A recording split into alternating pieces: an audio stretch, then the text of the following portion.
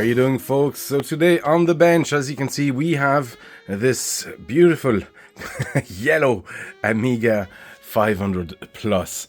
This was part of a bigger lot that I got recently. With it came this floppy drive that works. Actually, turns out it just needed a clean. I didn't do a video on it because I opened it, just cleaned the head, and it worked right away. With it came a second drive that I haven't tested yet, but this one looks a bit filthy.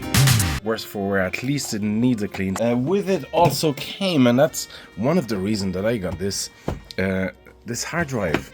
And I got this essentially, well, for the Amiga, at least for parts. This could be problematic if the motherboard is too damaged, but I was hoping, and I was just curious to see if I could see what's in this hard drive. It doesn't have a power supply, so we'll have to find a way for that, but this is not the purpose of this video. That might require a separate video altogether, so I'm gonna put that to the side for now. This video is sponsored. Hold on, can I do this one? Sure, what have you in mind? I'll make them guess the name of the sponsor using clever cryptic clues. First clue. Got that? I don't think you got the concept. Second clue. Alright, that's an easy one. And now for the third Okay, clue. I'll take over from here. Come on, This let is me do it, no.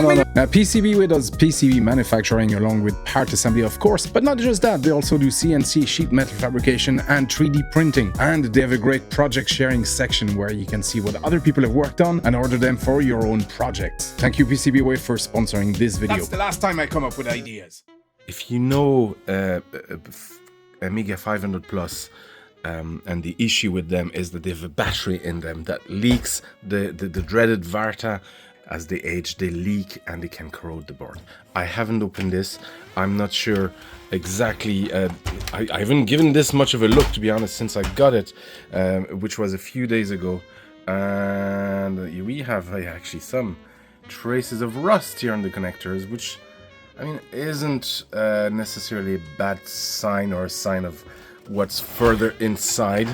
One good way to check, we could check this compartment first to see if there's any.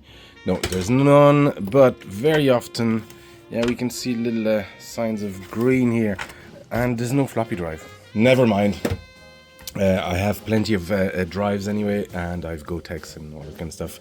For now, let's open this and see what's inside.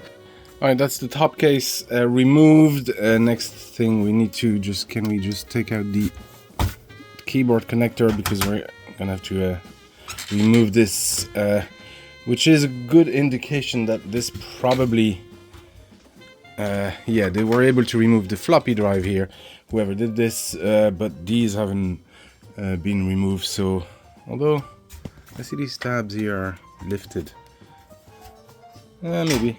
Okay, our battery Varta is still here. As you can see, it's this guy here, and as you can see, let me zoom in. There is traces of corrosion. I have seen a lot worse than that.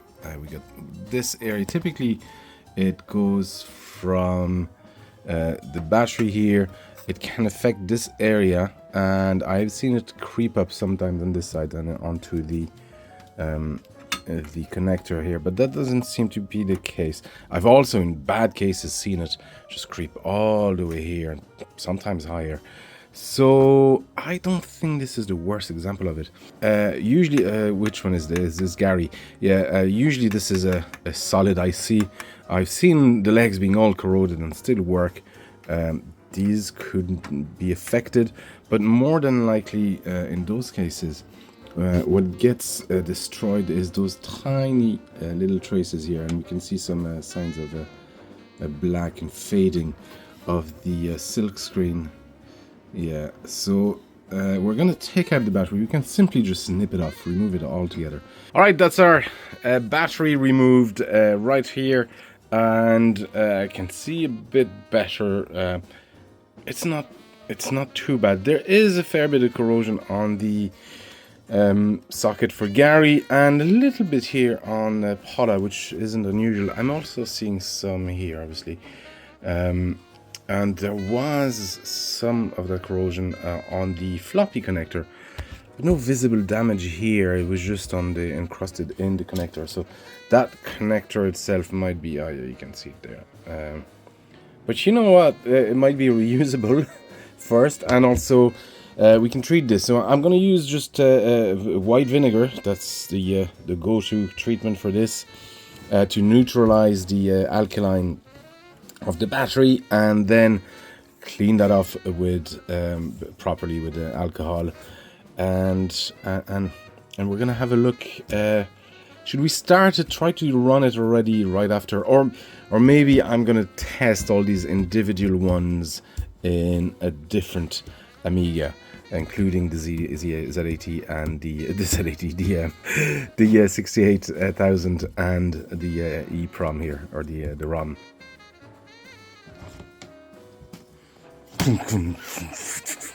Alright, I have this Rev 6A Amiga 500, and currently I'm testing the CPU and the ROM. I have them installed here, and at least we're booting to Kickstart. So I'm going to assume that at least these are okay to boot to Kickstart, and I'm going to put them back on this machine. Let's test next Denise. We should be able to see with Denise, we should be able to see a display, because Denise is the display controller thing. So if that works, we'll get exactly the same thing. And then we'll try Paula and Gary, and then we'll try the CIAs here. But for the CIAs, we might need to run some tests. So we'll do that with the test floppy thing. Can't remember what it's called. Test kit, Amiga test kit. Okay, Denise is working as well. So next, Paula. I'm gonna try Paula and Gary together. See what happens. Okay, that's next. Paula and Gary, at least working enough to be booting. Let's just insert this guy here. See if we can do maybe a RAM test. Test all memory. We just got just 1 meg. It should be quick, but yeah, I think so. I think we're good. Yeah, cool. Can we even get some music, perhaps? Audio is cool. All right, that's our ICs here working. We still have the 2 CIAs to test, so I'm gonna do that next and just do just a generic CIA and chip test.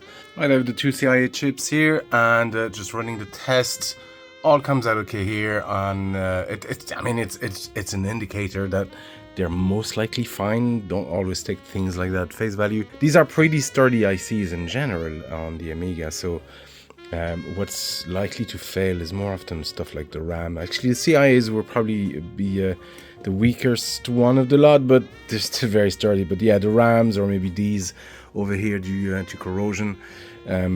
Okay, let's put these 2 back over there, clean our board, and tidy all of this, check for continuity in this area, and then maybe give it a test. Right, the area around the battery is more or less clean. I've done continuity checks on all those traces, and only this little guy here, let me get tweezers, only this little trace here wasn't making continuity, just right there. Which is not entirely surprising. This is where the battery is, and this would be the first and worst affected area. All those traces are okay here. What I might do is maybe just flow a little bit of solder, clean them, like expose them, completely expose those here, and just reflow a little bit of solder over it. And I need to let this board dry overnight, because I just cleaned it with some water, but I'm going to do this first here. Okay, while the board is just drying from getting cleaned, we can probably spend some time on this case. Now the case is all... Oh, I'm just seeing this now. There's a hole here. I come I didn't notice it earlier. There's a hole here which would have me think that somebody did a mod on this at this point. Maybe like oh, because we were missing the floppy drive, I wonder if there was a mod to switch to boot off the secondary drive, which is why there was 2 drives with it. So there's probably like a DF0 and DF1, sorry, and DF2, because, well, not this guy. This is a different drive, but this guy has a daisy chain option, so you can actually daisy chain another drive off that. That's going to be interesting to see if this works. But yeah, so that might be why the drive was missing. It probably broke at some point. Somebody did a mod to boot off DF1. I'm assuming, I'm guessing, but that would make sense. Anyway, let's clean this in and out, because there's a lot of dust and grime and dirt. It's fairly yellowed. So the question with these things is, do I want to retrobite it? Do I want to even bother? I do kind of like the sort of faded look and aged look of a yellowed case to some extent. I would say I did experiment with retrobiting a couple of Amigas in the past. The yellow does come back. And I've heard, it hasn't happened to me, but I've heard cases of the yellow coming back stronger and worse. So I don't know, I might just leave it like that. What are your thoughts on retrobiting? Actually, I'm never, I know a lot of people do it, but I'm never keen to do it myself. And while the case itself is drying, because I just spent some time cleaning it, I just wanted to have a look at the keyboard to see if the keyboard was working on its own. Not quite. Not quite. I think I have another one of these boards. So I'm going to swap that, if I can find it. See if that works. And if that's the case, we might have either a connector or most likely a membrane issue. Okay, so I have the other keyboard board here. We get exactly the same results. So that tells me that it's not an issue with this board, at least. Most likely a problem with the membrane. I am going to guess a problem with this membrane connector. Not this connector here, but just the edge of where the membrane connects and goes into this guy. Now, I found this post on EAB, English Amiga Board forum, that maps out the keyboard. Apparently there's no schematics available for it, or at least none that I could find. Maybe there is now, but a quick search, that's what came up, and everything else was just people wondering about the schematics. But what we have here, it's a bit funny to read. This big rectangle here is our big IC on that board, and then we have those two LS123 NOR gate transistor, and then what trigger or something like that. I'm guessing that looking at this, because all these and these are the keys, A, Q, W, etc., etc. So we've R here on this line, we've I on this line. So the fact that the two of them work sort of tells me that this connection here was working, but pretty much every other one wasn't. Oh, see, all these are actually also going to this 123 that generates that output that's going to another 123. So these are whatever mono vibrators or something like that. So they're able to generate a pulse alive. So it goes to 2 of them, and that goes into that NOR gate. Oh, that's okay. So that handles the reset lines, because all of this needs to be enabled. And indeed, yeah, when we press left Amiga, control right Amiga, that goes to this NOR gate, that does some stuff, goes to this trigger, and the output goes to the NOR gate, and then the trigger is generated on the reset line. There you go. Otherwise, everything else comes from the that big IC, the keyboard matrix and all that. Yeah, and the LEDs are handled. So we got the data and the clock signal coming out of this. Yeah, there's the membrane taken out to the keyboard, and it does look like there's some damage here. And that actually goes, oh yeah, that, yeah. I mean, these are known to break anyway, so that's what happened to these. Let's see, let's have a look on the internet if I can find one. I think either Sorden.ie or Amiga Store would have those. Alright, so it's the next day. The board is nice and dry. I've repopulated all the ICs. I've also sprayed some of the sockets. I'll show you, Gary. I'm not happy with that socket, but I just want to do a quick test with that area pretty much repaired and cleaned. There's only one thing to do, and it's to green screen. Green screen. I believe green screen means we've an error, a problem with our RAM, or well, the system has a problem accessing. Is it the first section of RAM or something like that? And it's giving us a green screen. I wonder if we could actually. I'm gonna get the diagram, Chucky's diagram, and see if I can even get something displayed on screen, or maybe just a serial out of this machine, because I know all the ICs are working, except I'm not sure about Agnes. And yeah, this, I mean, nothing is stupidly warm. Like, diagram is in, I think it's an old version 1.3, and no, we get, oh no, we get, yes, let me plug the mouse here, and oh, okay, couple of things. I'm not sure that's normal, and it's only picking up 512. This should be a 1 meg board. Amiga 500 had 1 meg installed here. So could that track with the fact that it's not picking up at least the first bank, or the lower bank, which I believe would be these guys, 16, 17, 18, 19. And then we got 20, 21, 22, 23. I'm assuming, I'm guessing. I think that's the way it's configured. Let's just do a memory test, shall we? Memory test.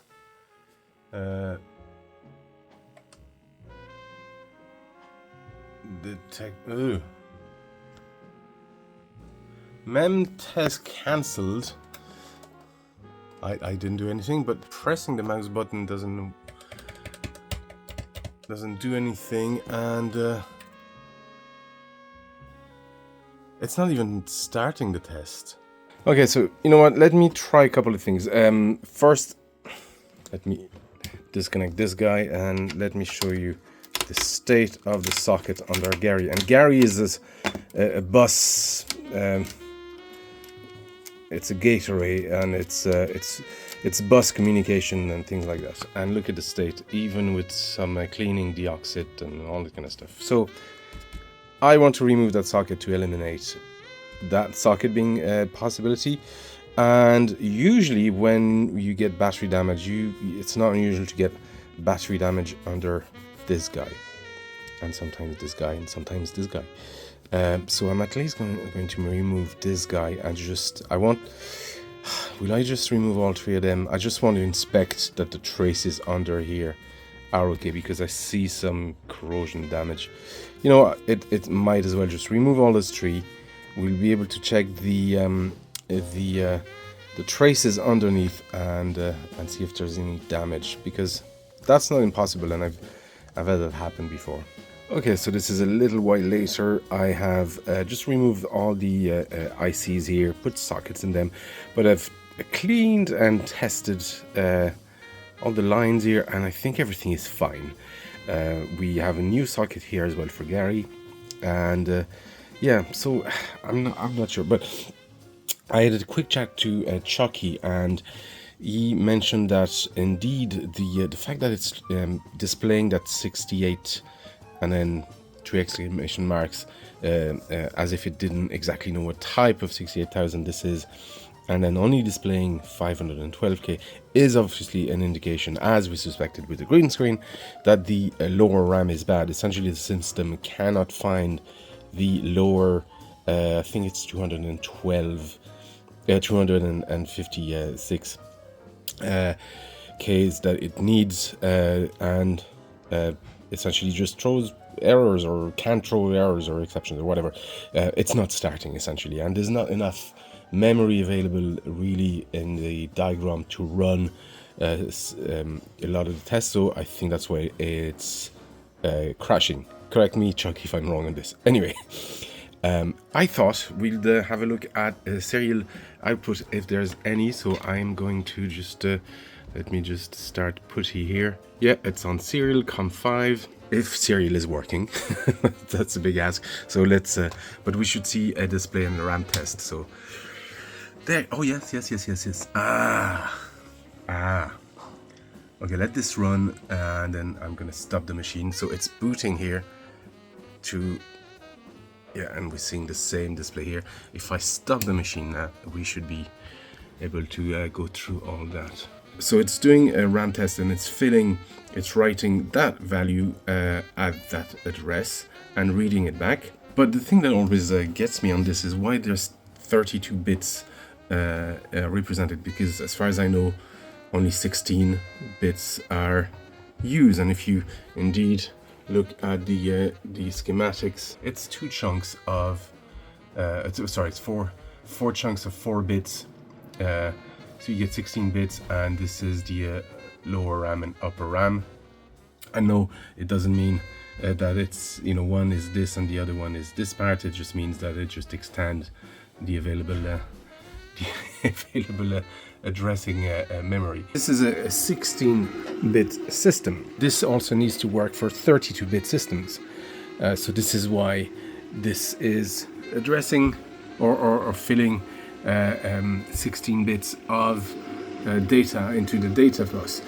What I can only guess is that it's doing that twice onto the same area, 16-bit area in this case, because this Amiga 500 and 600 as well, I think, are 16-bit systems. And here we can see that obviously it's writing 1 and reading 0 because there's an error there in that area. Actually, let me go back. Here it's writing zeros and reading zeros. That's the first 4 bits. So we've got the first 4 bits are here. We can actually see 0, 1, 2, and 3. And then the next is the next 4 bits, next 4 bits, next 4 bits. So we got these 4 RAM arrangements for 16 bits of data over 512k and another 512k.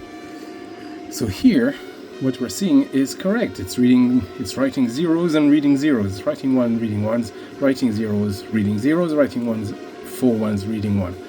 And then it gets to the next segment, and I can only assume that it's going back to that first IC and filling it again.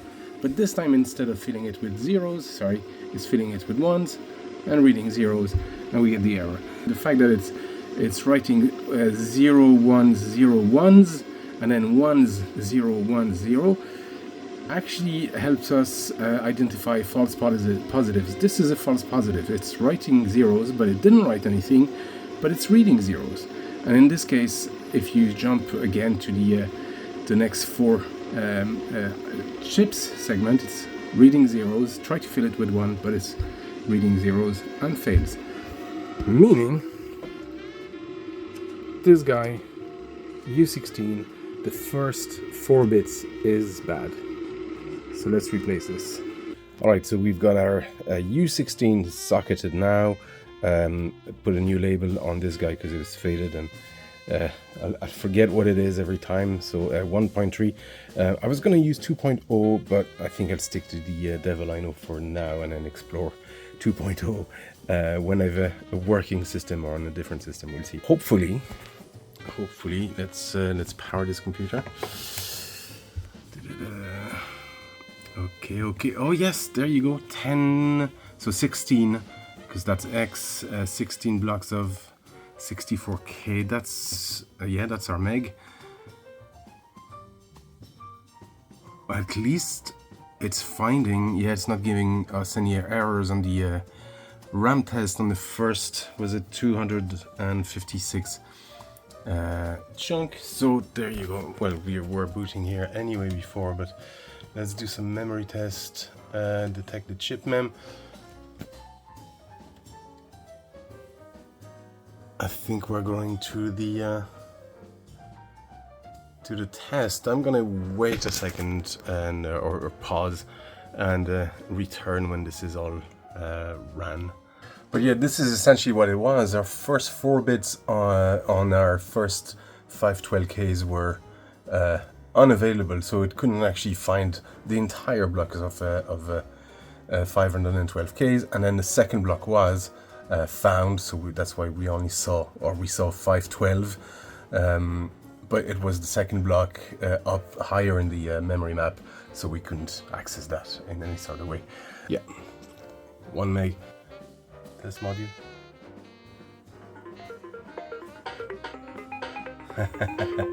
Yep. CIAs.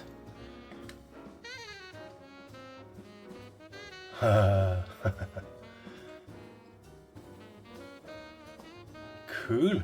I think we're good.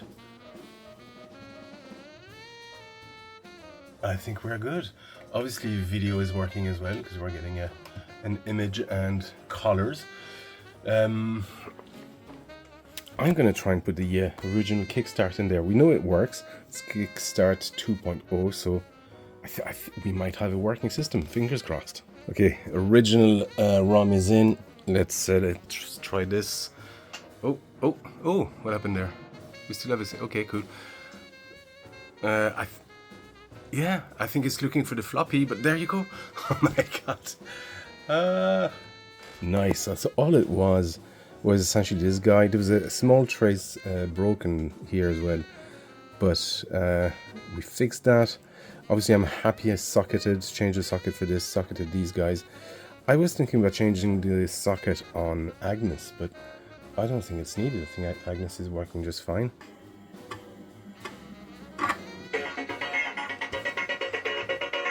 I mean, I had to.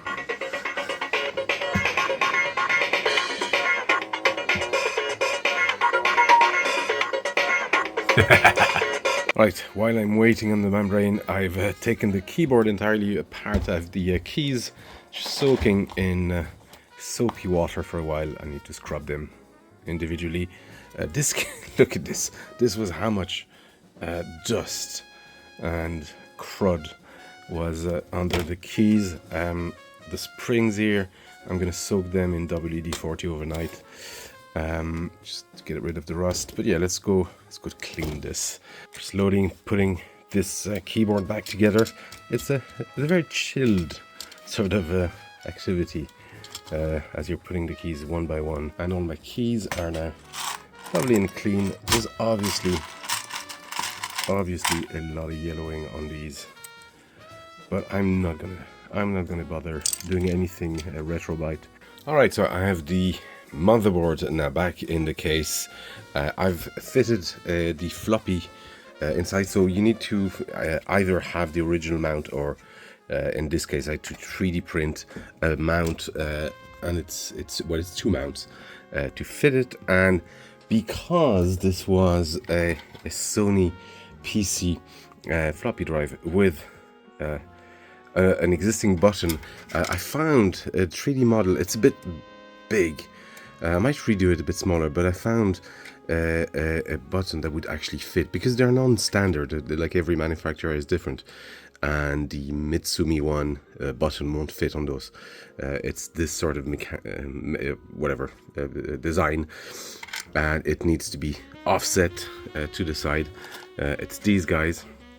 I tried to make a version that was a bit smaller, but it turned out a bit too small in this case, so I might redo one that extends a bit less, because this sticks out quite a bit, but it's okay for now.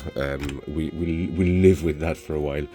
But floppy is in, all working, and I received the membrane, the new membrane for the keyboard. So I'm going to fit that in this lovely, now clean keyboard assembly, and we're going to test it once more with Amiga test kit. Yeah, there you go. That's all our keys working, even cap locks. I don't think I'll get the oh yeah, the light is slightly on. This is because, again, this keyboard isn't fully there you go, there's our light. Okay, so I'm gonna screw everything back on.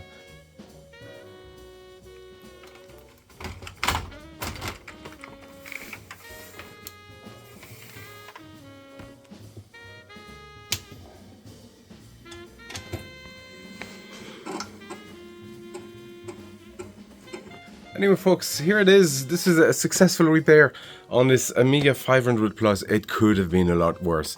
It could have been a lot worse. Very often, the battery is corroded. A lot more of the board, and there's been many cases where it has ruined other ICs. This was just a RAM fail, new membrane, and then just a general clean. I'm not going to bother with a retro bright. Some keys are slightly yellow, or some of them are very yellow, but I'm okay with it. The box itself actually came out okay after a clean. I'm not sure what it looks a bit marbled here, but that's actually just a reflection of my light here. It isn't. It's a bit more yellow than it should be, but I'm okay with it. I will change this button, make it a slightly shorter one. But we got a floppy disk now working in it. Folks, I hope this was interesting. Thank you very much for watching. If you want to help the channel, there's a Patreon, there's YouTube membership, and there's a Discord server if you want to chat about music and DIY stuff like this. Anyway, folks, thank you for watching, and I'll see you next time.